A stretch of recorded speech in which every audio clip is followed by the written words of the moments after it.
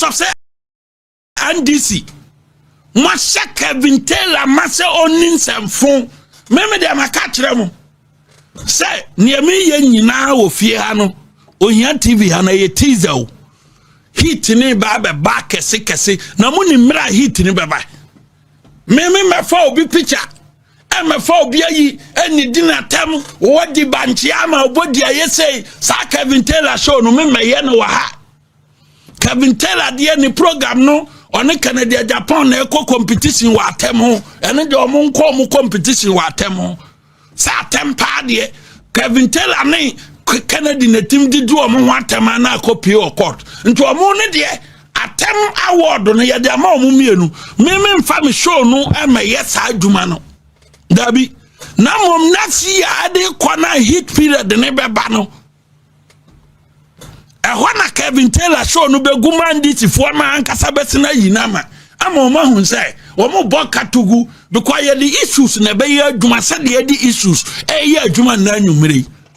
ye the evidence na be ye adwuma se de the evidence ye adwuma no me nkofo obi picture se de Kevin mo bo no ho ka $20,000 ya oye no no real dia to YouTube no atana kwa de kakra nti ono tia suoja say o ska wa bobra ni say o ba yeso no ya hu fie a okoda mu because o papa fie ho nye ho time nti wantima nko ho o ba ye no obi a wa bobra no o ba ye no say kumasi o say kepkosi o say nkna o mu ba bia ni wa wo Kevin Taylor protocol wo da nti mi wo ska no mi wo ska ne mane mi wo ska say me yira to 2-bedroom wa America ma meeting na why na ntimi to 2-bedroom wa America why na ntimi to 2-bedroom wa America sami amiti ya na why ana di tu ho no tra say wo mu obi okroma aya ndisi na baso ko cancer me ntia me Kevin Taylor de me make sure say me gu MPP party no asasem na kan kwa che say wo na no unya psychiatric examination yati MPP amanyokuo June na 33 years na no June ye twa mu yi no na MPP amanyokuo anya 33 years Kevin Taylor mo misane so won fie sen a so on na di MPP ba power the first time Kevin Taylor unya MPP membership card 2015 it is Saudi MPP membership card 2015 yeda wo na odi yeti MPP amanyoko no kan na wo kan 92 asem Kevin Taylor yeda wo kan 92 asem because ko na nya 33 years enti na ya wo wo say no kan 92 asem yeti ko no na uguso nom no fo enti aba ne say na wo na obeti MPP amanyoko and mami educate you because nkrofo my unimbi ne edikan yati MPP amanyoko ne yatiwie ye no ye to nantetu a ye boko to ye no ensama andi simpanfo anabinum abon kokora ne mere wate danum ne se o MPP de so mo de so na ba ne de ye maso no emedi nipa so nti ebegu kuo no nti elusu nante sesi lasi na omo se yanka si aka se ye de andi se manyoko ye maso no emedi nipa so ye begu kuo no omo ka do omo no so omo ti wo mani no na MPP amanyoko ekita tumi ni ye gina Independence Square na NDC kofie wo man na nwene da se ekua wo mo to ntasuo gu so ekeka nsemfo se omo ma power da na so no be da we ne power no Ghana fo pie ekokoto aba ema president kofo ene aboa so no ebedi Ghana fo so ema yenya nimdifo ema omo boa mampanyini kofo ema ne hye oman no eyiye difri ayi ahokire mu ema oman ne beginae o mampanyini kofo afiri wonom no policies a ne egusu kita oman no National Health Insurance, Metro Mass, Cocoa Mass praying. Enyina no eye kofo nsa no adwuma ne eno ne gusu kita oman no feeding grant ewo basic schools nyina no school feeding eye kofo nsa no adwuma ne nyina no eye kofo na muka se oni na MPP entimi ma power da no ye ne de bae wo robe na pray in that election ye kofie 2008 no andisi fo kro ya ne wo ba andisi mo enura ya wo se ye mfa kuo no mawo a wutimi issue warning common president no na udidi wo mo ministers ni bi no matem no sa wo mo supporters wo mo hwe ye kofie no sa nkrofo na aka so MPP de wo mo mabie wo mo ti wo mani no na MPP ya ba power enti sanum gana wo de to ane no wo kasa te sene enya predama ama na wi ni abawo na moma ye wo watema wo di ye e wo TV so na ma nditi ba power no I say wo mpa adwade se de oyire mpa adwade no sa na wo dwene me sa na me hunu se wo mpa adwade se de oyire mpa adwade no enti sa na obadwene na se wo what me ya proper analysis here because a man for school you Kevin Taylor one kobi wo kobi a wo na o kan ye katre por odomo kire se wo kita law degree Kevin Taylor me ma wo ne ekosi o kena se o kita law degree a for certificate ni be to screen so me ma ya ready say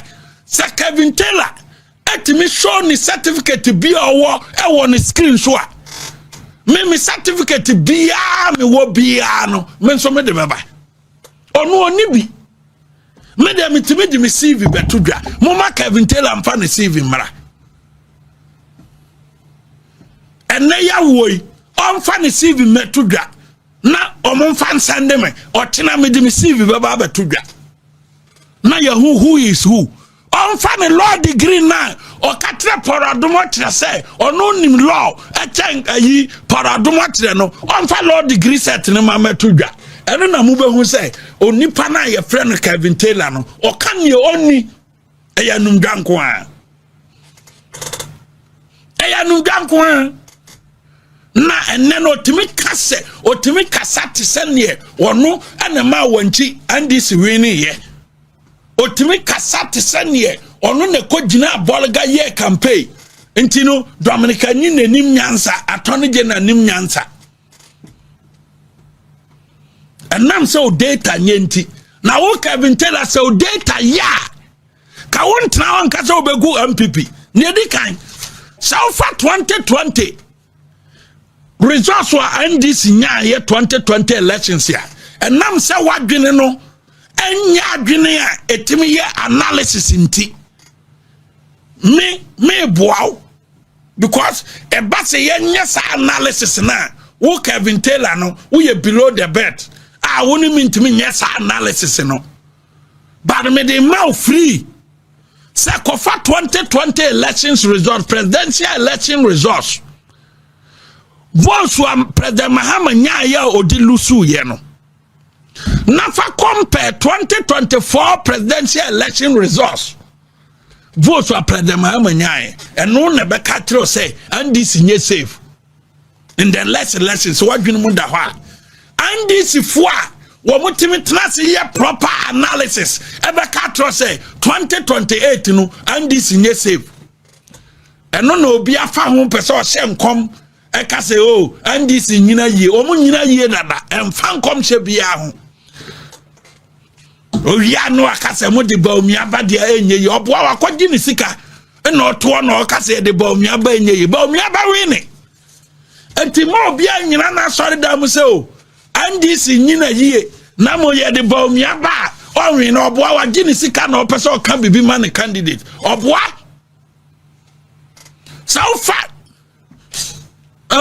so far 2020 election results now for 2024 Nia Mahama nya 2020 ane ni onya 2024 Kevin Taylor me mawako bua konta me mfa video matwo nkase unim nyansa wagimi ye ya trasa level no ya coach school ma kire nyansa nti eni sa adaje no because kankana wo te ho no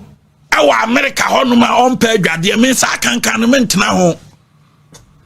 Ghana for ma wa ha mo pay dwade fine nti yebu mo nti wo te o kankan ho on pay dwade a o dware bosome a me no nkwasa competition no because nya wa fe ne me who da oba on nware ho me da oba o dware ho Ghana for ma wa ha o mo dware fine nti me hu se wo du o matema no ma hu se wo no nya wa fe ne sa ma na wo du o matem no so jaw yire hwa onu no o dware bosome be di Ghana for matema na ya wasem ye me mobo anti kofasa elections no 2020-2024 no the NDC they can ho in 2024 I just 100,000 so nima kopere and name my assignment kofa 2020 elections na for 2024 now we are what na say bisase enti de ni compare ye nyina no enti 100,000 penny nya kan ho 2024 now we are question number 2 ni say no wa bisa ho say enti senkan pipifuo no bu amfu no mo pie baba to aba enti kan this san lusu ya na answer na yes because senkan pipi nya the same votes yenya 2020 no yenya no 2024 kase kan this lusu lessons no because mo the only 100,000 and the beka ho enti ka eno no kra ntimi set run of emfa mamo because kama lusu enti what was a wo Kevin Taylor e da ye di me yiratem who is your wife wo utimi didi otehinatem utimi didi asante manwuru atem udidi nyimfo atem edidi president atem wo se wo yire a onware no obi akasa atie na obi atwere lete enti no wo begu MPP na ebuo a eni na fa ne papa ntete ne yie asem o kan ya osande asante manyanim twetwi fam one fa buo o kasa asem so obegu MPP no me gidi yesa amanfo atie no o ma hu video no wasana kasa de asante man atwetwi nanim because Kevin Taylor de and this ya header bon pass on tenase na on fa asante man anim enye fam on fa asante man enye se na chacha no on fa asante man to fam na on tietia so say ono Kevin Taylor no de MPP bon be chena and this say ye de sikadwa kofi breno nyesa on fa MPP bon ncheno Kevin Taylor me tna ha akatro plane say MPP mpesa wodi ye boni bekeye sesi kadwa kofi baba be pawo Kevin Taylor yi wote watch out there MPP enter opposition forever and ever Kevin Taylor me katra wo ne e wo fie ha say asante hene any asante man adisi kadwa kofi baba power chow on behalf of MPP there MPP enter opposition forever and ever sa wo no wo de ho enti sa wo de MPP boni better there adisi ye disi kadwa kofi ebe power chow na niedi kan MPP ni kro betu anamon say or pa Kevin Taylor chow no adienche hey party national nyina di amemeji na di MPP ni obetu anamon say Kevin Taylor emeka MPP ho no because ye ma unko didi otehina tem asante hina tem ne yimvotem no akasa ope MPP aba enti me ka kire wo nese wo si ye mfa sikadwa kofi eme power chew e asante man na odo omanim etwitwi fam na say MPP dey asante man nim betwitwi fam because of Kevin Taylor there and the MPP enter opposition forever and ever because MPP ni bia bunu ho say enya ban mu ana be ma yaduma ye enya ban mu ana be ma yaduane ade ye yaduma na ye dey aba power so onima Kevin Taylor ye mo ati ase say MPP for ye yaduma e boy homodin na ye dey aba power nti yatifie na common ne ye na mamamuo ne ye dwene ho ene ntine ye ba aban mu aye nua sika ye dwene amamuo no ho ye ba aban mu aye nua sika o ye dwene amamuo no ho enti wadwene se ekom di MPP fo enti MPP fo mfa sika dakofi anim entwetwe fam ne ye mfa mepa wa chaw dia wo di agro wo ye mfa sika dakofi mepa bola so ni te se wo achaw for what? Now then, MPP to no position 100 years. Krana yebewu. Yenti kroma na obi kase dom President Mahama o media de ebiem. Na Nyankopon tware na so. Anse sa President Mahama aba. Obi o se wa bin ten sofo bia o kroma say President Mahama o ma biem so waba. Nti wo Kevin Taylor na wo betima ka say wo begu MPP. Na MPP ye panic. And now officer won some now okay cano and when a man people lose you even and if one now crown him say and now one some o cano or honum no and a man people lose you omunim they know say now one some the man people lose you one this if one now your more research after more data that is why and this if one paying for any binum say one we are afraid of 2028 elections because some people for a year before no from na some pie akokoto aba and this is finished because of election results 2020 and 2024 and people for no so I can tell you for a fact say Canada Japan trona odi ya omubufu ya woman pia nkwankoto aba no this time man we say Canadian kanokre nto mbe pia ba beto aba nti ye mfa sika dwakofi emepa wo achew a wo da momone ho now yire mpa adwade ne atam sika dwakofi e de ba be power achew for what producer born voice no mayenti na amanfo ntwe kwana Kevin Taylor e de asante mayanim etwitwi fam the one time sika dwakofi amame ekọ I mean, you win. I mean, can not see ye. But catch them when people for the day I'm coming. The day I'm also more letter. I mean, ready. Oh, America. A whole political party. What can I say more year press conference because of my wife. That is the day I told my soul. Me say no good party. There are two things. It's either you give me Sikija coffee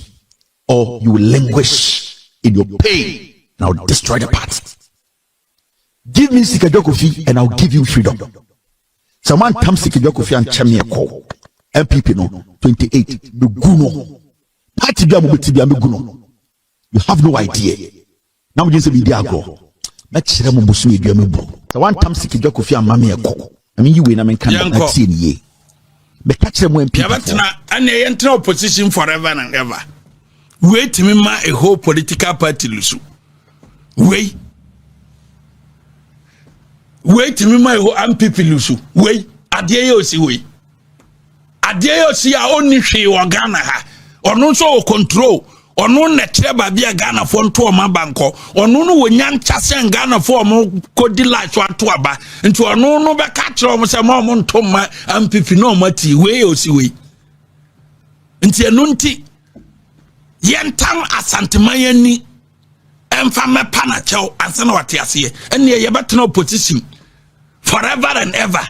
because me say party bapa o party ama Kevin Taylor to me more brand me so na many of MPP for ni bi ha party bapa o party ama Kevin Taylor to me more brand omo and you know e dia na yesa ye di sikadwa e wona ni monyam papa bi ade ko patolati achew say MPP sikadwa ni monyama sikadwa woi ani monyama sikadwa kofi woi ni yatam sikadwa ni monyam no ade kopa toilet achew someone who look like toilet ni ade sikadwa e kwa kopasa nipa na achew na ye ka education ho asem ye no na ye hwe KUST senior high akrana one assistant headmaster omo video aba abonten no o hwa ade ne dia ne kyese akora ne ko se okwa record assistant headmaster na assistant headmaster so ye panyimbone because we video no more person try no so atebene na no or so ye can atebene or so no for bana no ankasa e mana kiki akora no nso ye panyimboni akora no so ye bad girl because papa ba bia waduru no sa akora no kwa ye bad so who say actis e wo uduma die mu no setitani no asesa ye careful wo hwe video na utun say akora ba ya papa yi penu fo bana no kura so no onya no waso ne chese no fo no agua da brigo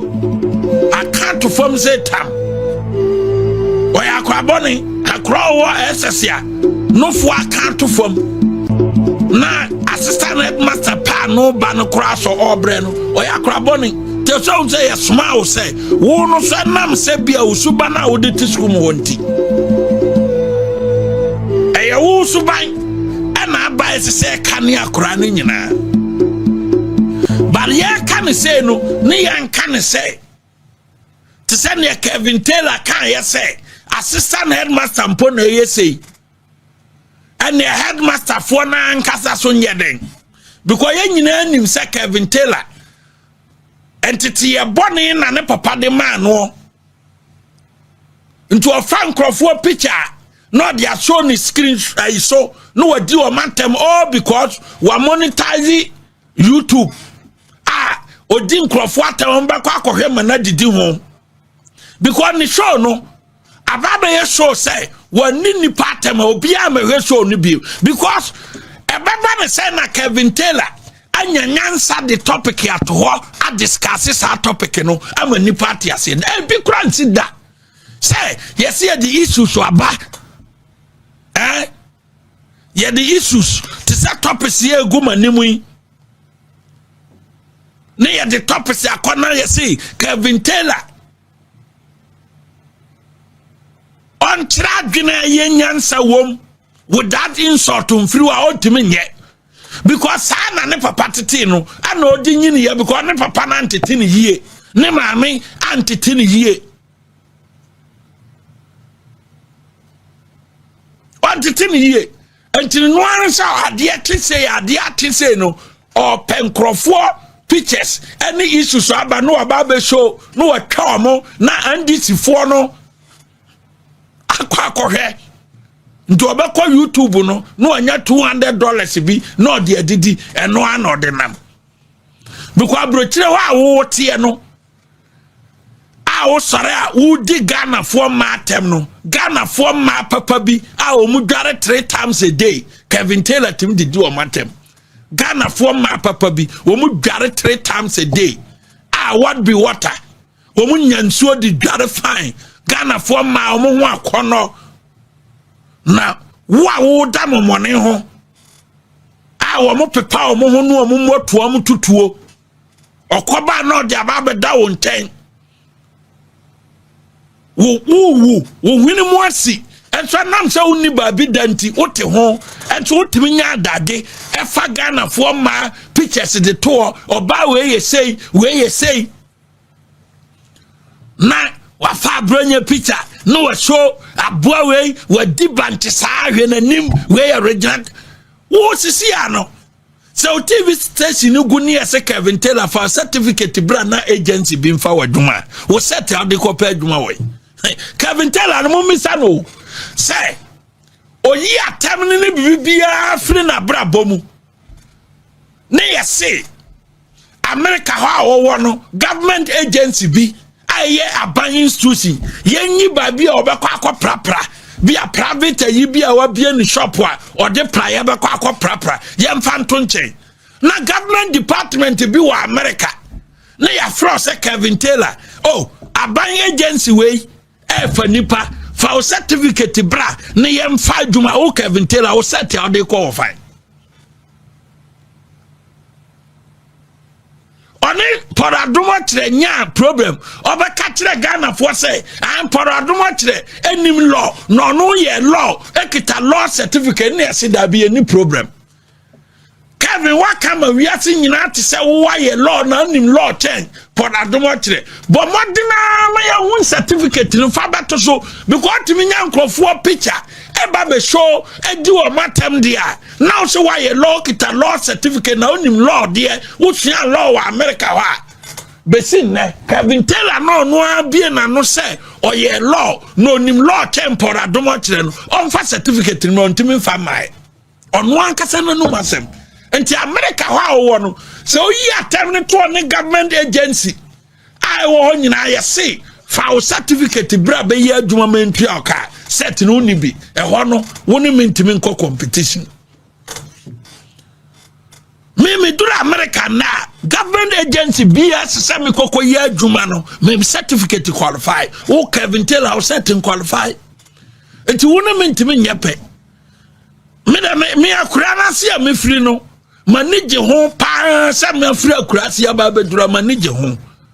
na mom ya de me wo so gina ho pa Ghana fo be ka se Kevin Taylor so de me ho fa chen because wo gina ho a wo ye sei me gina ho a me nye sei me gina ho a me straight but wo say wo te ho a wo te so obi a ya wo no wadurom da bia to show no so a wo te so obi a ya si no wadurom no wo ye sei nti no show no one for obi picture mama to ani na tema ye nhwe na ko kanse mayentia we say assistant headmaster mponie and the headmaster for ne de producer bo video no mayenwe.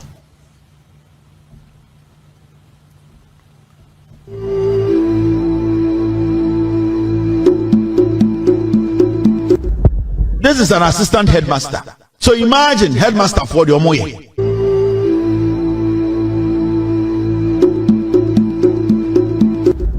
This is an assistant headmaster. So imagine headmaster for the omoye.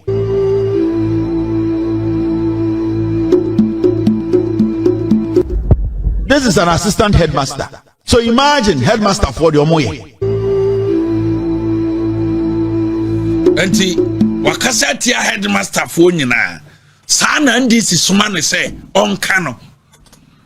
headmaster for na mo ka kire nkura ne se wo mo nkoto abama ndisi na ndisi ba no mbedidie no ene ndisi aka kire Kevin Taylor so onka nkire mo se headmaster for no sana mo ye mo ne nkura ne twempena Kevin Taylor no na asema o ka kire headmaster for no se sana mo ye na sana mo tie pay the video I just play. Because on one kasano enam se sana ne papa tete ni ntinu sandi si suma no Jimmy Kwanso ko ne Jimmy Kwanso on fa nyansa nyadan ento ho tanyansa ento ho all because ya Ghana sika dia man felisofo su kwache ama ne diti Jubilee House busumi bia ne de mo $20,000 akwa Kevin Taylor na NDC food soldier wo call campaign ye campaign ma NDC baye no bosome no ye maubi NDC food soldiers 78 million na ye twade ma feresofosu kwate no ya select region bia radio station host 2,000 producer 1,000 who and this food soldier no ye maubi the only thing I say ye ba ka kire mo say o station we de ye hwe omo enti mo fra ombe ma mo kwan afre sa na omo de ye NDC serial callers no ewo all the regions o mama omo radio station say o radio stations we de aban no hwe omo enti mo fra wombe mama kwan mo maka madwene na andisi callers ne so wo mo ho den oh radio station ne ya bie nipa tuma sini o nipa tuma ne ya man kwache se man akasa bo so me ya man 2,000 ne ya ma producer 1,000 bo so me bia no ma send $20,000 e dia ma Kevin Taylor wo andisi food soldier wa ho $100 da $100 wa ho bi da me bag ni aka me yi ba akotire o se de sitie $100 da and this food soldier wahun bida you see sa no mo de aboso me ne atam 20,000 diama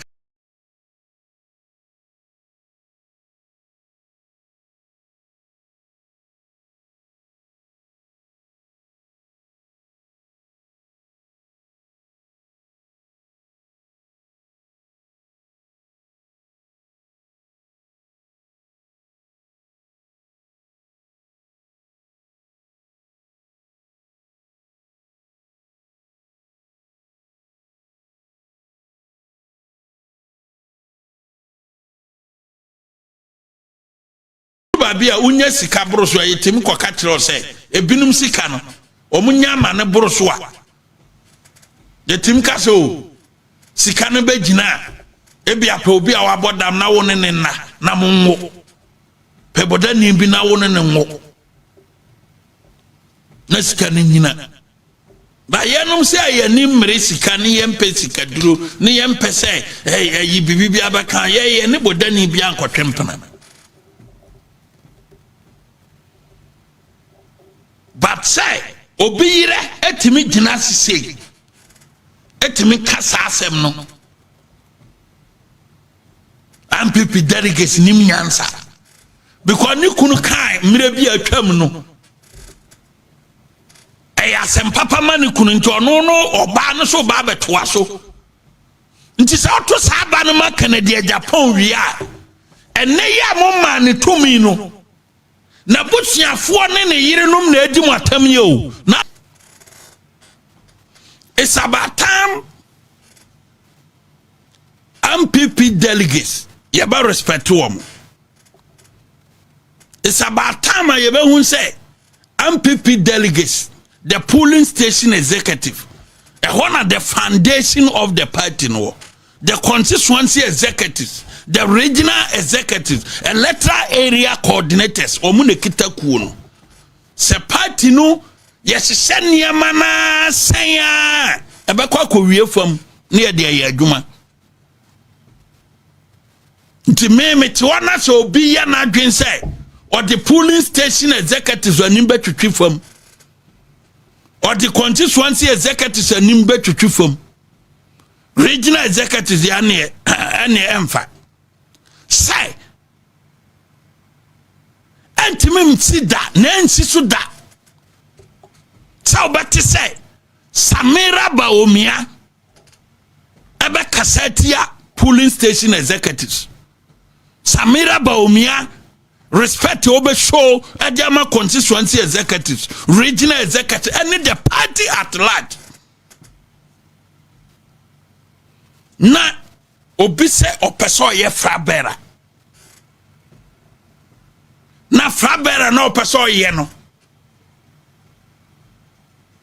obabo dani bi ono ne woba at social media ADD MPP polling station executives atem because ni kunu no adi kanaka say MPP for ye nkwasiafo na oba na so aba ba bie na no say ai MPP delegates mu ye nkwasiafo mo jimi enso wagusu nya kokuduro o wogidie say MPP delegate bako oba Canada Japan ne woba etimi tena social media TikTok say MPP delegates o majimi produce abo video so no mienu ma enhade na me fan kan bibia nwumre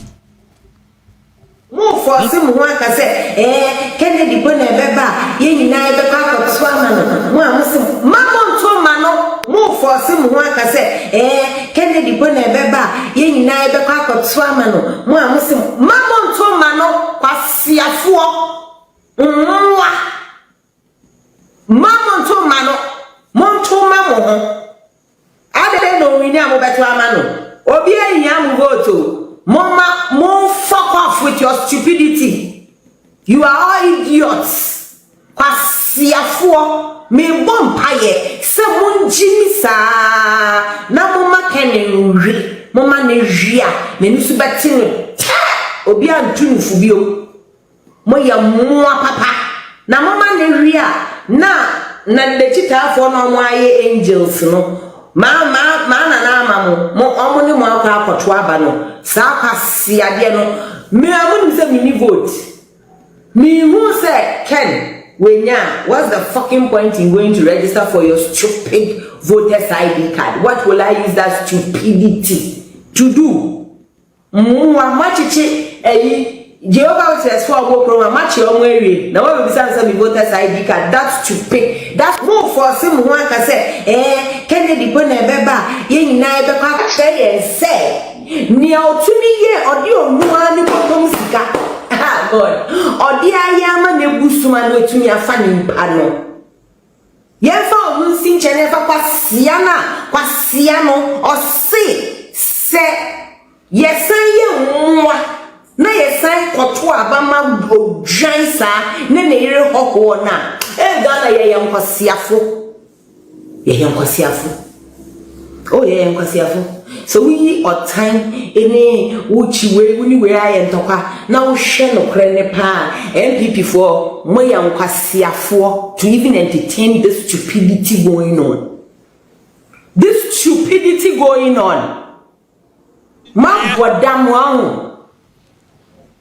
Polling station executive suffered a mate.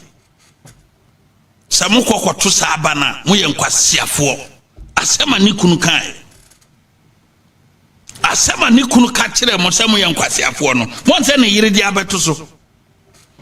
Enti mo amudi na chi nyina na mo yankwasiafo. According to Kennedy Japan wife. The party base and an yiri or matu from no at the polling station executives, electoral area coordinator, constituency executives, regional executives, and all do matu from Muya Kwasia for more Jimmy because Nikuna can be into an also Baby can be.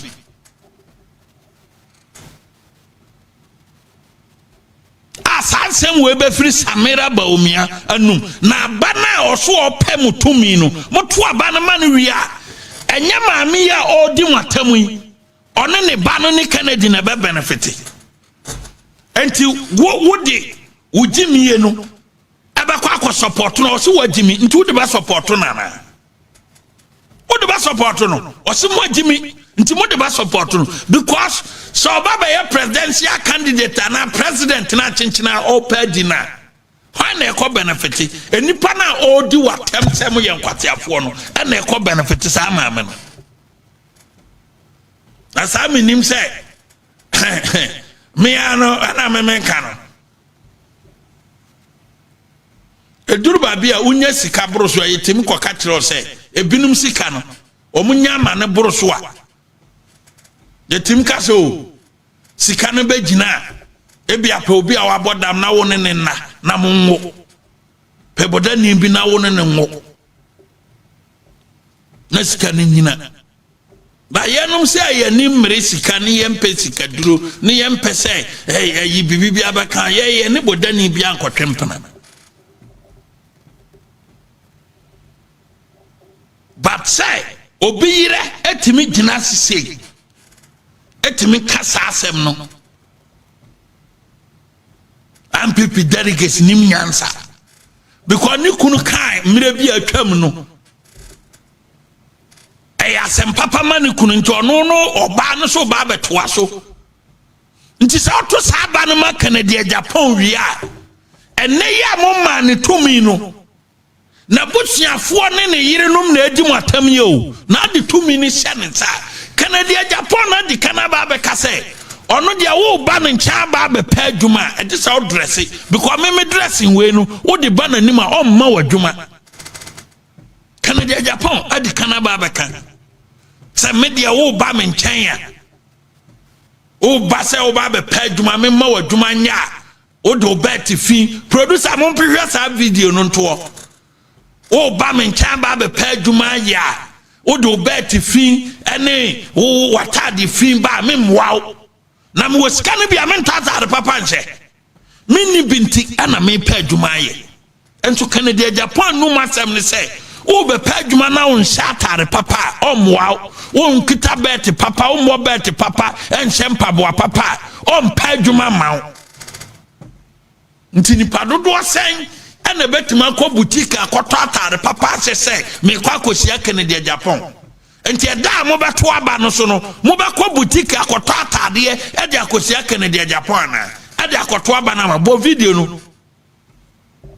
me wo ba he wa mo bet papa me mfa wo shuye me mfa atade oh enye honorable bia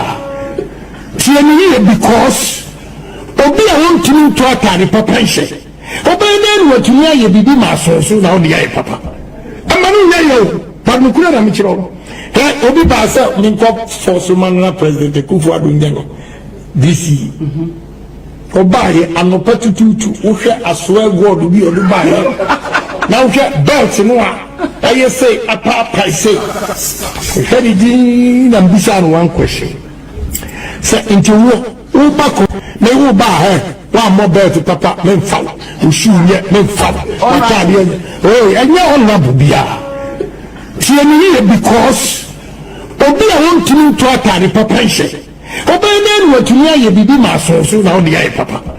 Amanu na yo, but mukura na michiro. So very obi atibi. Eno ana ne yire, nti ne yire di watama. Di watam wia, ukoto aba ne ma ne kunu no wia. Ukwa ubeduro no gina gate. Ono sama me we no de ne be gina gate say, obehwe atade e hyew. Obehwe mpabo e hyew, no wahwe bet e hyew. Na bisa say ukoto aba no hwe watade. Ye kukuru mpo ne ne abasoa, ne ne yire abeka no. Mati say wa bebo wa. The polling station executives for no. Ya ka kire mo say enkrofo binum ni ahobrase o. Wo mu ni ahobrase ba kokora. Monto abamma nipa Ghana fo epeno. Enipa okita kofo suban. Enipa oye presidential material te se kofo presidential material te se nanado danko akofo ano. Sani pano aye Dr. Alhaji Mahmoud Bawumia. Na neme nkotia. Enipa odi nanim ewa bono region say. Ai, nienti a MPP ankota malisato ne say Bawumia chinye. And intra one quarter male central no because ye kwa ye be lusu na tamale central no mummisa kwa so machire me say tamale central no onim dakora ye kreti constituency no politics ne babeto kwan mu na unu ade ukọ wura mu na wunya post 8 years no ne wanya ewo MPP aban mu no etimi hwe MPP the next 50 years ne wo asoma kire me. What benefit one people mu ajapadia waye within 8 years no etimi hwe MPP the next 50 years etimu misa asoma kirema odi Canada Japan ti so omonto aba man say MPP 8 years ye were 12 constituencies per our bono region constituency ben na asoma kirema ama omo 2000 Ghana cedis da onka omo one constituency ba ko per just one our Bono region as a regional minister, as a lands minister,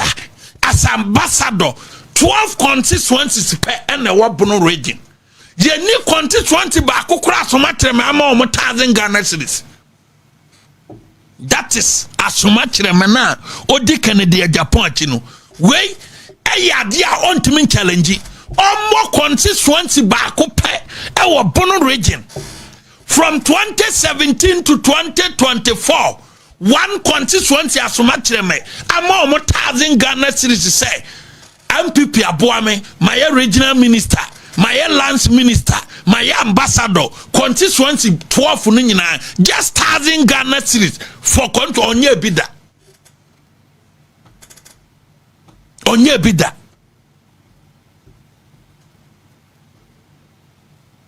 Yenim contribution Godfred Odame de Maye. Yenim contribution Bafwawia de Maye. Mumisa or no? Mumisa ne say as a lands minister, as a regional minister and ambassador, 12 constituencies were more 1000 Ghana cedis da. When in Namho say ento abama Canada Japan no asena ba bedidi abot modene asena ye ajapade a betima asena hwe kuo ni the next 50 years because benefiting ni ajapade ni sika owogu dan mu no betima hwe MPP the next 50 years no akwa gina ho ai Bawumia na ka se maye nkota male central na nya ewuo ni nti aye koye na ewuo ni ya reho because of say wanya sika gudan mu akwambone so na board dam nti ene wo kasa o dam kwan so say enye plane crash ni tira ya nkota male central no tamale central ye create in 2004 enipa o win seat no first edema NDC Professor Wayose ni okọ parliament 2006 and resign by MPP ana Inusa Fuseni ye call by election ena Inusa Fuseni by winnie Tamale Central a MPP seat. In any case, sa wosi bo mi asro nintia and intra yanko by election because ni ebe lusua Tamale Central nye MPP a seat no waka say ebi kura truba omia ena ye lusu ni edikan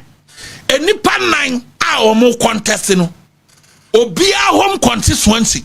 ya winnie Canada Japan would dinner in home constituency at city or the buy away. Baomia ofri wale 2024 ya we near and tia kase presidential candidates in Dr. Mahmoud Baomia on fan home constituency. Emma support to MPP or the wale beba. Kwabna Japan or the home constituency bedding, ebeba mampon, or the baba support MPP. I do trim. Ya catch them say, on funny home constituency, Emma support MPP, or the constituency ho, ebeding, bosom king, ebeba support. Ya say, Brian Champon, honorable Brian Champon. On fan home constituency, Emma support MPP or the BTF Ebaba support. Canada Japan, ni constituency, a yes city, yes on family support MPP, fine. Mo pasa ye call level na ye be call level no.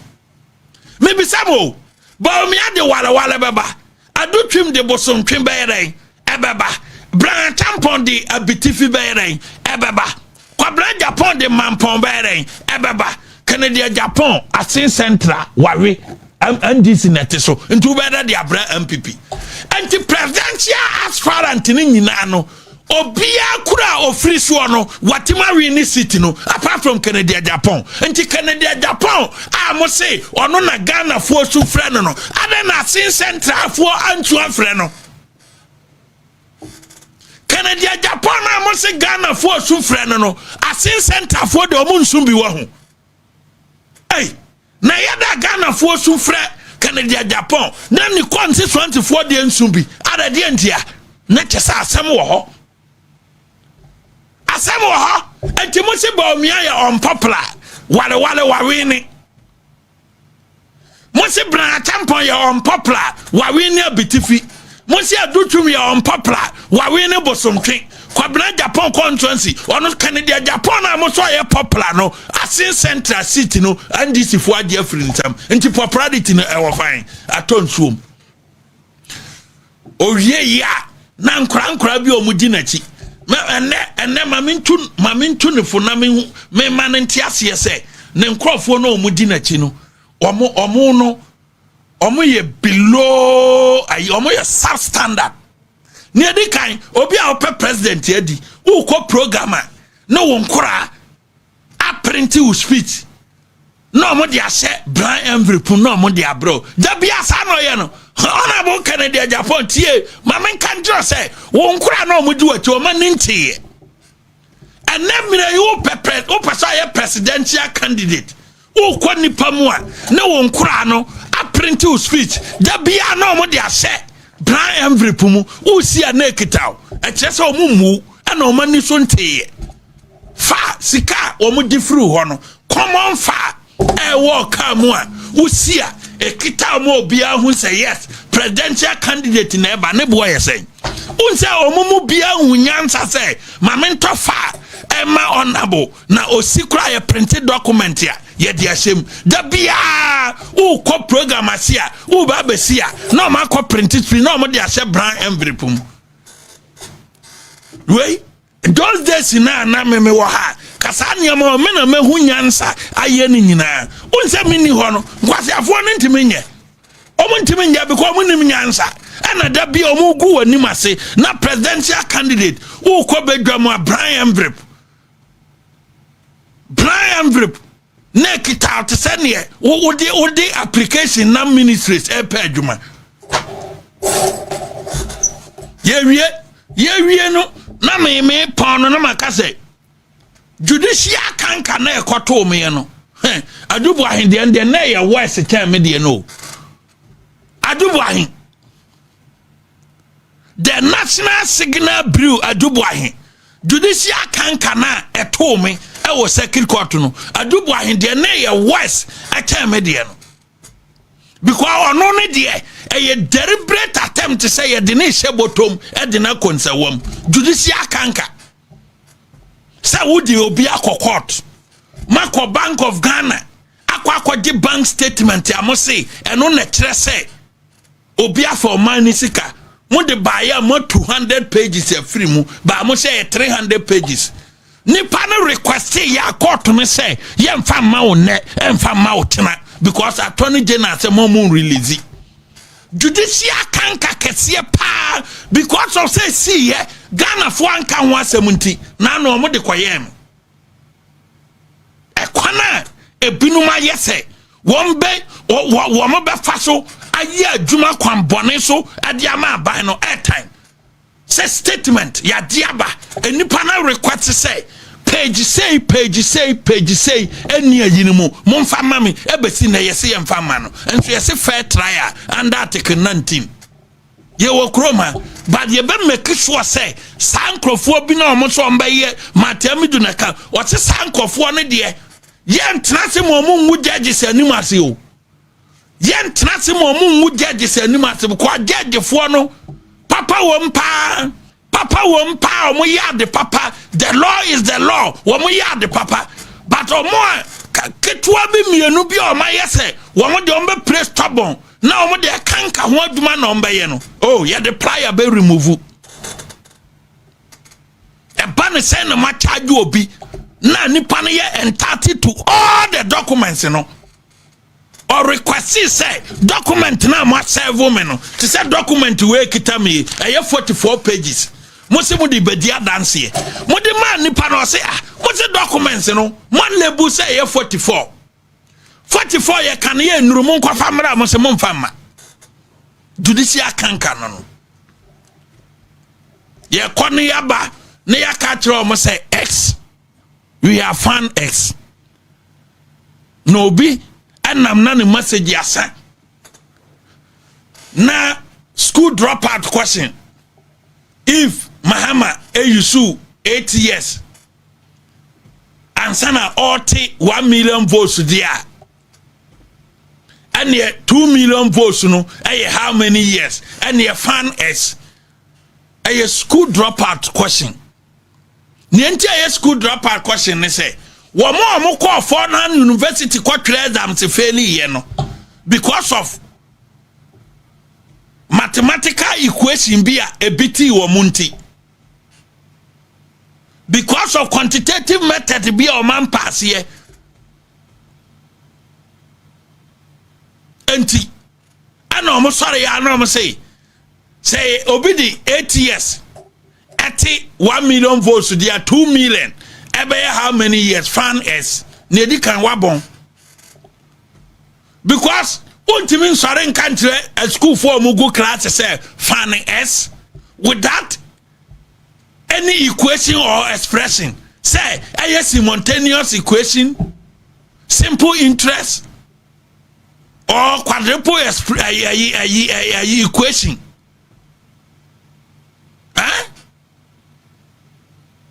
yeah fanny SDA won because of say unim hwe pharmacy hontino now so that also fan SDA the votes between Jerry John Rawlings and John Ajekunkufuor in 1996 na 1.3 million na 1.3 million tieni ye me fanny SNamount. The voice difference between Kufuor and Jerry John Rawlings in the 1998 and 96 general elections are 1.3 million. Kufuor the 18 months, less than 2 years, 80 year, every year president of this country. 18 months. And two go jina outside. Don Mahama de 8 years 81 million votes and you know what translated there 2 million by 16 years our born. President Kufuor at the less than 2 years, that is 18 months, overturning 1.3 million votes, we need 56% in the 2000 elections. It doesn't matter the votes difference. It doesn't matter the votes difference here at the honor. Sagana for the tum Jim message in tum a candidate in tuma. It doesn't matter the votes difference, you are going to win. Sanka voice difference dear can people krano ya bombebu the year 2000 elections. But President Kufuor you sue 18 months with hard work and a year juma and unti and MPP. Ye who say SSC a call early elections. Na Dr. Mahmoud Bawumia Odin Kunima Obenyamere aye juma. Because 2024 elections, you know, you 18 months of crime fan year campaign. Exactly 1 year. And Bawumia started campaign or the less than 1 year and a year campaign. Less than 1 year. And a President Mahama Yusuf 2 years. Solid 2 years solid. And a year campaign. No be Yusuf less than 1 year. A year campaign. And you 41% here. Electoral Commission of Asin Central say 38. But obi onim electoral results are the Asin Central hono. Ye to about constituency wonu elusu. Until less than a year and about me the campaign here and onya 41. Until Bawumia enya 2 years from 2026 to 2028 there. 2 solid years the year campaign there. And ye fan why? And you found why? Say Bawumia 2 solid years. Said ya Mahama enya 2 solid years.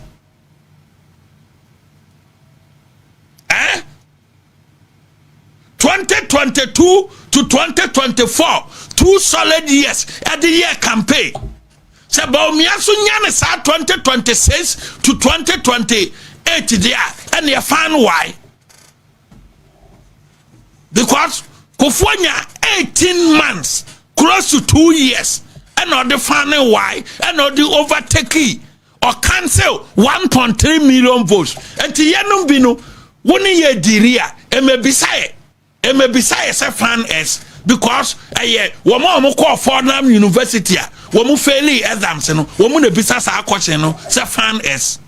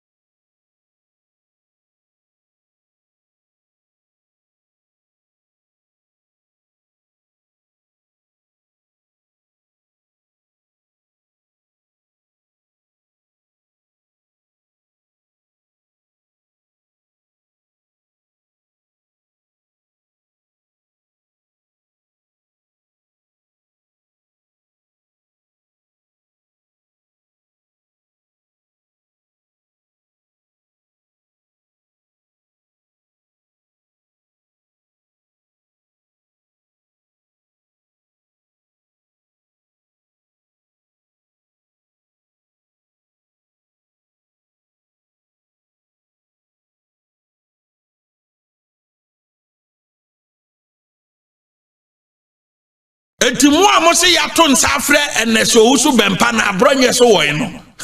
me wa ha say me respond to honorable Kennedy Japan propaganda or they say MPP me say MPP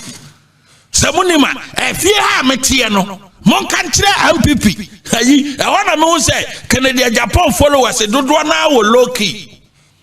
me te ha say propaganda modernam etia MPP to Dr. Mahmoud Bawumia and some more kind no I am here to respond. Me matna say me say MPP na mom propaganda bia mobeye mobeka so far as 2024 elections no enye nokro bia no me ba be expose mu enti say me expose mu sana eya mo hu ni say me attack mu na mom aningwase kawa o fa no say nipa ni didi watem na eba ne say na mo amo say ade na yemfre abronye no aka ntem afa Kennedy Japan nye MPP nye Kennedy Japan dia Kennedy Japan disciplinary committee cases here da honom no senka party ni implement ni recommendation aba nka ko ni ye ja ne kwan kora ache semunima me no kasa ye wo report wa wo maye 2022 wo ma recommendation say as far back as 2022 one national council say enipa all ha MPP pa Kennedy Japan ye nyini free kuonum as far back as 2022 national executive ya away and so said that na mo wo low key adwene wo fam because mo ka sem fa Dr. Mahmoud Bawumia ho say I onya zero northern region man toaba e no man nye say no ma begum anim ase say mahama so nya zero polling stations via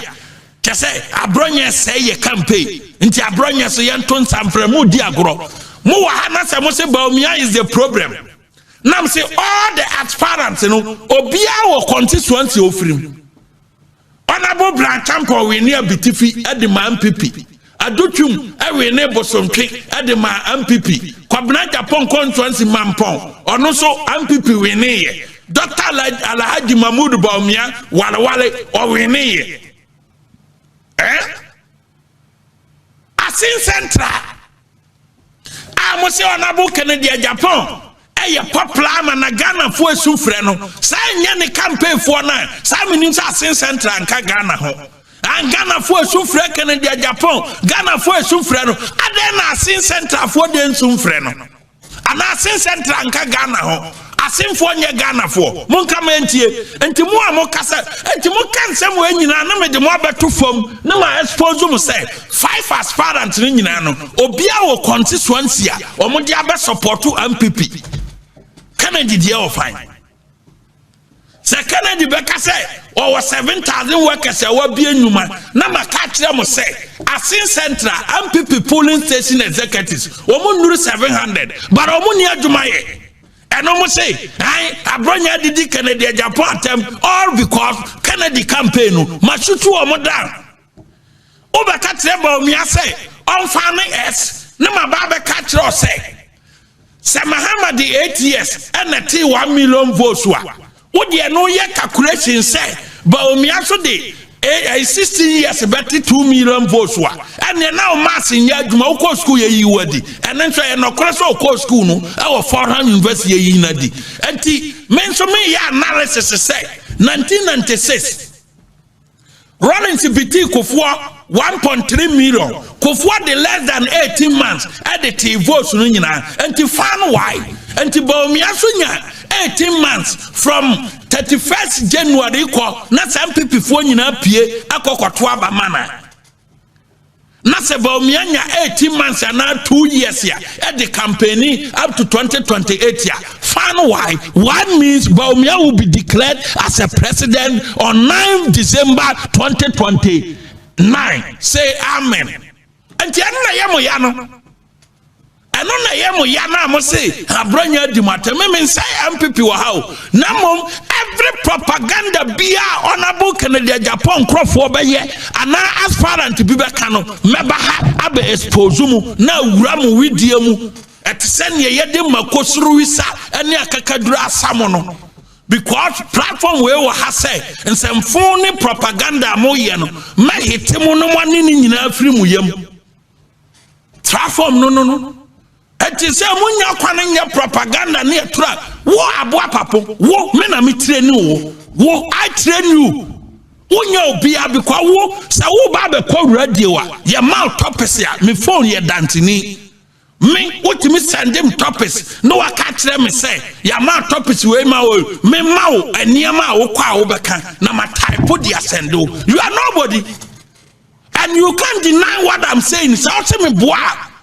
so microphone esi wanim say wo aboa papa wo be call radio so you call me say oh topics we number discuss now the topics not send them me ma abronye na ma type dia send o so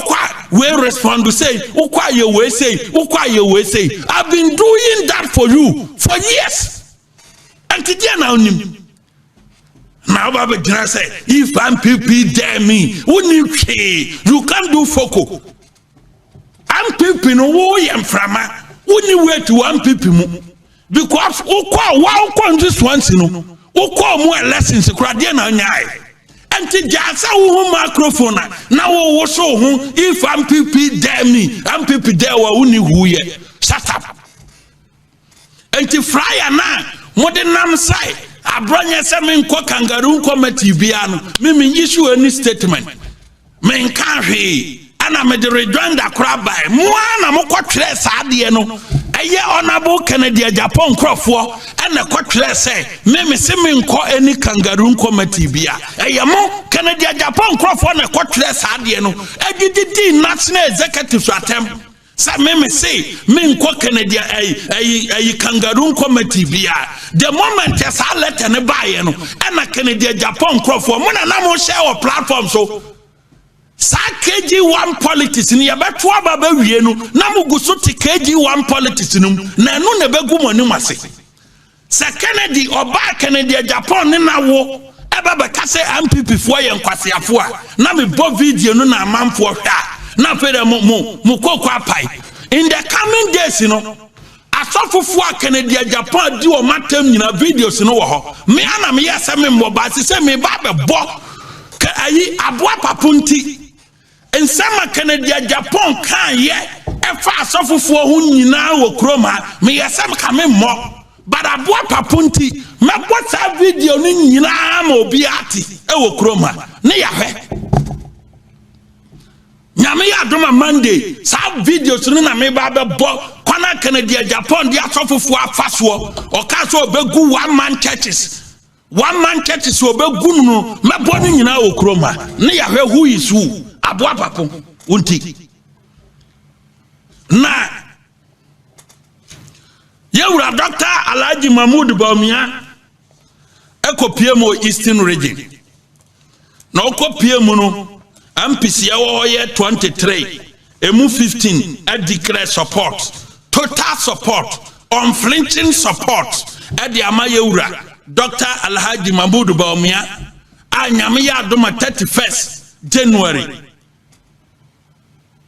MPP polling station executives said they won't change their tradition, but the status quo no won't be maintained no at the amana yewura adianim from 2026 to 2028. Say exercise way to me bama e kire say yewura Bawumia e wo 23 months to campaign and win the 2024 election. 23 months.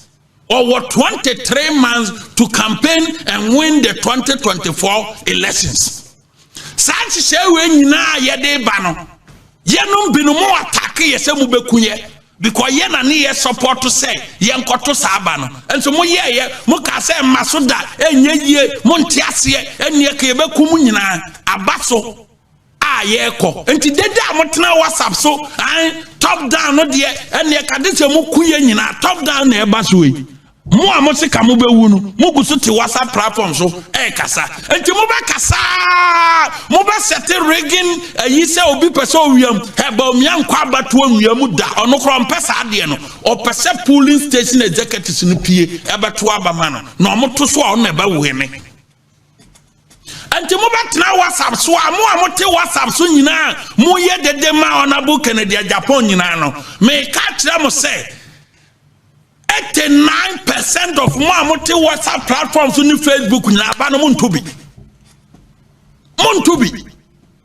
aba no mo ntobi mo te WhatsApp platforms so mo ye propaganda ye de 300 asende mo ye dede no aba no mo ntobi enti mo miama no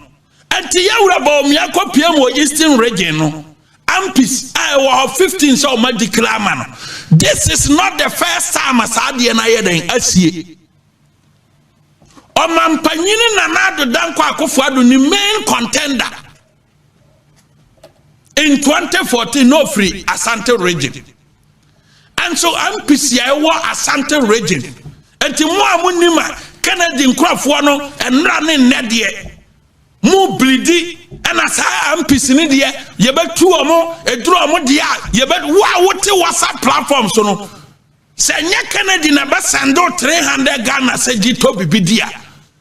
wo ni ho enti ya da wo no kwakotu ampibi a wadi kre support de amaba omia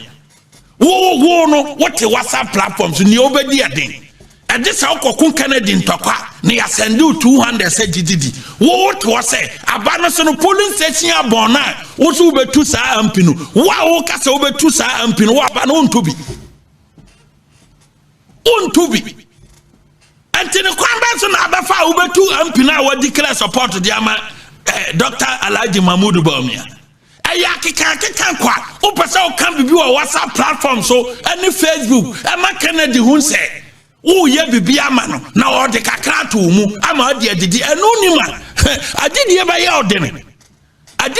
be ye odene pa nti no wo ye bi kwa aba no eduru ampisi abato na wo ka no me amemetie abon na ye be ye no me na me ye hu adwuma abon na wo bono region no eduru say ye kwa polling station abon na me na me ye hu adwuma nti wo te WhatsApp platform so aso kope ampibi atunu ebeduru na adin because won to be me say won to be when samu pass abon ni nso aba no won to be because me nya sore ne me nya ti free ne ye mfa homa ntwe akire ede se me kwa koduru ba bia se me ka kire ka no me ye apostle Joseph me ka break nim nti ka ne kwa me de me sabo ka no mu anaka na nkasa gina me nye break ntum nti me ka se won to bia polling station one me make sure say it's a matter of phone call nam si nipa sumasi mon kra na free system no me no wawie ati mun yai dede no. This is not the first time MPC Biasia I declare support to the presidential candidate. Nanado Danko Akufo-Addo ni Alanchremantin. 2014, MPs in Asante region declare support for Nanado Danko Akufo-Addo. A producer for publication in Toso. And that's what that be way far back on. I remember way so. First one, 2014, MPs in Asante region declare support for Sape in publication in Brano. Asante region,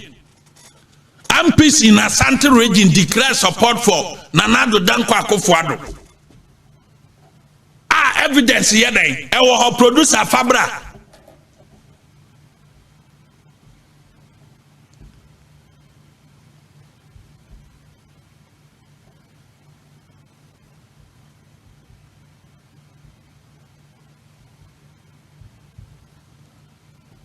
Anyway, producer anyway, Uda Mamemfa we in Kasem. Where a Greater Accra, where Nanado Danko Akufo-Addo na ni page.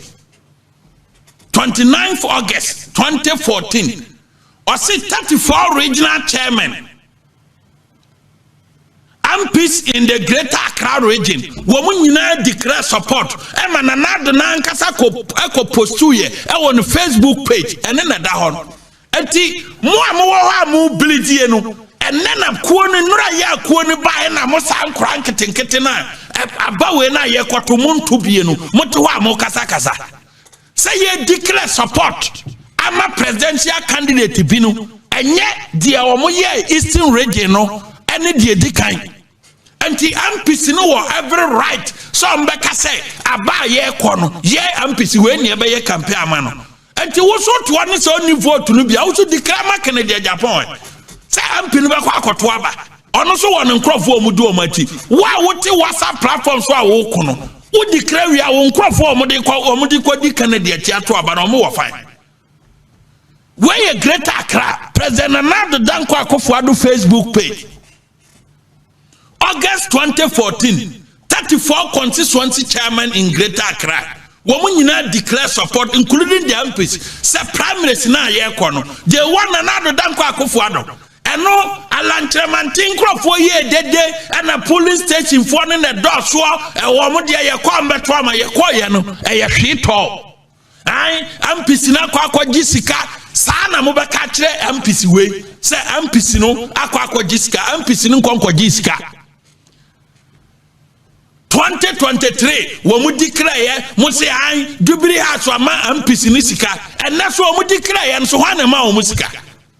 mo hamo ho me mamu history Canada Japan supporters no me mamu history atem na mo di MPC na mo declare na mo se enkosi aga no ennei munsua de nkora na mo wom na nora ya na mo ba politics mu no munsua de because 2014 ne mo binum eye nkora nketenkete anofo egusu bon manum 2014 Asante region MPs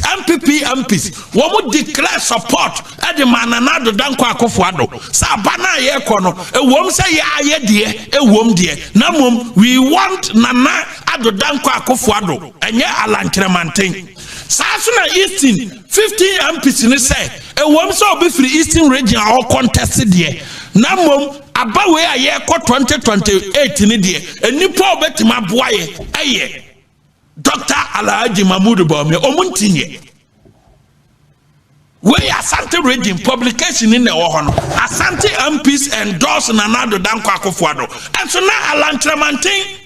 was also contesting at the time and so Asante reading MPs and said they want Nana Addo Dankwa Akufo-Addo and Timo bin tinaba bin huna MPs and say ye betu omo wa mrako a woni mandate bia to vote eye kasa opeso kasa man candidate na odina chini hu say wo fight man at the end of the day candidate ni be lutu enkrofo o mo fight man no mo didi o mo di align achi MPC ni declare ye a no mo di o matem e wa Asante region mo misa so mo politics na ekosi say enti at the end of the day no de ni adapa mo twa nyina ba o mia ba we ni na wo nso yehu and obiti platform so MPP pani na wo MPP contributing MPP ya dey ba power MPP ya organizing MPP 2010 to 2016 wa wote WhatsApp platform so wo kire MPP pani no na wo where were you wa wote WhatsApp platform so and a kodua egu MPP tama na kodua ya regional youth organizer na kodua ya juma wa Asante region to make sure say obema mabuna pie aye juma ma MPP awene wa wote WhatsApp platform so where were you at the time semunima ye ni kodua no penso as a youth organizers all the bloody full work ye the MPP ba power and one now who question say MPP panie babi akodua di MPP akwaduru panie at that time no na ye ni kodua no as a youth organizers yes mumu bebre ni ma kodua was a youth organizer mo amudi Kennedy achi mo mududo na akra nim se Kennedy ayi kodua ye regional youth organizer da munim me ya regional youth organizer na kodua so ya regional youth organizer all the bloody full work ye edi MPP ba power eti utuana kwa MPP panie babi akodua di koya kwa kodu wa wo kan MPP pano kama ye organize MPP pana wo fine wo contribution wa MPP mu wo dia na sa o datore na MPP awene ana una ministry to ministry wo stress 300 Ghana cedis MPP panie ni pana wo di na chi no a onya wiase mu nyina contract no dia na ode ma wo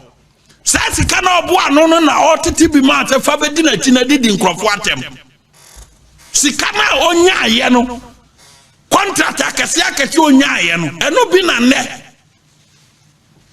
wodi na chi pepa ne mpaboa no wayibia ma wato aduane adi meme nkwapepa obi mpaboa na wayibia ma mato aduane adi saduma no menye enti sa yutu na ye ya adwuma at that time di MPP baaye no a mo se ya ya ade no se ne party no opposition a mo ba so bo a ye gitum na mom the same samrante ne yengu yo ye besa ya adwuma di MPP aba power wo no opakọ wo ye Canada Japan ni ye to aba wi opakọ ye pa obi a chew because Allah nkrofo ye dede 2016 no omo nsam frama no emframa ne ho ba no wo mo an di America be bo wuram ye wi akọ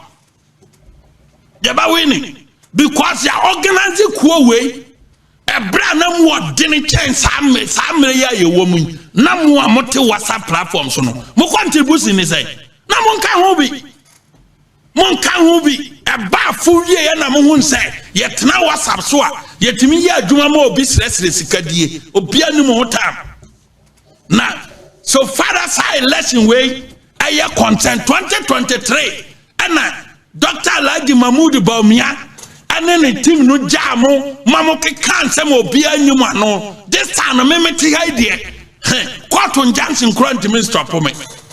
higher meti idea me katra ona bo Canada Japan ne nkofo say 2023 propaganda ne tra odi ye e ma ne feti MPP elections 2024 no it's over e wo fie ha court current me stop me because Sansam na mo kan ya mo de say MPP 2023 $800 million this and that ya bubu ya dan mi wana makwaji asase kwadwo pon kromanom ane Dr. Mato Poku Prempe akwaji asase de ma otibontu atra odi yenti say ya bubu na asase na Samira gina asase mi wa asase ne Samira Bawumia nim honhwe Wamo heda de betu media Dr. Mato Poku Prempe ane onabo kwadwo ponkroma na se omo mpedede wo MPP mu wamo ado omo sika ebe pasa ase ne bidia ma otibontu a odi onabo Canada Japan achi ana omo kọ pasa ase no wamo pasa ase ne kura de ma otibontu no onabo Canada Japan fa kire akoka kire kwadwo pon kroma ni Mato Poku Prempe asase no kra sondodo omunyi bi mfirim na omomfa ma no ono akoka kire omo so asase no omode ma otibontu no esondodo no ono kra ha adwene enti omunyi bi mfa ma ono Canada Japan otibontu ji asase no mo amote Facebook amose Samira Bawumia abubu otibontu dana enye nokore no what is all Tibonsu ababontin ababe kase onabo Mato Poku Prempe ni kwadwo ponkroma kan musika bom adia pasa atekese ama otibonsu mate enso nei otibonsu gina babia ogusu kase Samira Bawumia abubu na dana gwenye nokore but ne me kama MPP ni o se babia te se otibonsu trona obedi yero Mato Poku Prempe Dr. Mato Poku Prempe ni kwadwo ponkroma eka bomu epasase ade ma otibonsu just for him to stop the propaganda odiwie ye no ebesi nne inta so otibonsu beba se asase no Mato Poku Prempe ni kwadwo ponkroma I replace Yamam, even though Samira Bawumia and Nimo no, otibontu nkai, and then we go to the platform so. Anti-Canada Japan supporters. Me throw challenge the Amamo say, Mumisa otibontu say, Assassina say Samira Bawumia, and Abuagua and Yanokre Samira, any assassin who marching. Onim who marching, Barbiano. Mumisa. Ne say Dr. Mato Poku Prempe ene kwadwo ponkroma amana asase ne bia na omo man bi mumisa otibontu na o me mumisa no Canada Japan followers me catch them say wo mo dada mo otibontu afa kire sa asase no ho documents amodete ho amodi Samira Bawumia ho atem no 2024 Otibontu afa tire akodi asase afirimato poku prempe ne kwadwo ponkroma ho enso ne wo ye Kennedy follower wo ti ho di Samira atem wo mreko a Samira nim asase no ho twe asase no ukwa land commission enye Samira Bawumia dia all because ye Kennedy Japan propaganda to destroy owie ye na ye di asase no ma kwadwo bontu no wase an wa ye asase kura ye Sunday man ewo kroma esondodo eye monteso o monteso mfa man that is Kennedy Japan for you. Tira me say platform we no e wo ha say propaganda bia mo be ye bia make you tune it down yamfa kwanya we ni nase na menchia Honorable Jogate memfa sedaso no kon empa ma no ono to bo no ho modern pa ebra me call leave no na me wo ho no ma me pesika tua danaka obi enai wo mu nyina so beta machi ema me timi call leave no by Honorable Jogate oya de obo no ho modern ene de open crofo a wo mu wa ban mu aban ba na sese ye mo obi postu a obo nipa Honorable Jogate number 1 and 124 da bia omudi ho adanse asida kese enkoma no Richmond Bosompem Takra de polling station chairman onso ntia soronko enkoma na anumre onyankopon enka ye ho no mo ye ho ban enne ye kwa weekends yi no omo ye ho ban no mfa ye nko na edadwada ye nyina emehia osefo no nhihye biara obehihye afa ye ho weekends yi biara no enye back to sender madesre de nte trade mponkwame onto Jericho afasuo no mfa ye ho no mo ye ho ban osefo no nhihye bi onyankopon yi ye mfiri mu sade oji Joseph free ni nuanom nhihye bone mu no onyi ye mfiri mu no mfa ye nko nsamfam ne ebeduru a edadwada yakase onyame a osoma ne bakronkunu a wanye bone da manu be wuji ye bone no saa nyame ne dia asedama no trade mponkwame enka mu nyina ho amen.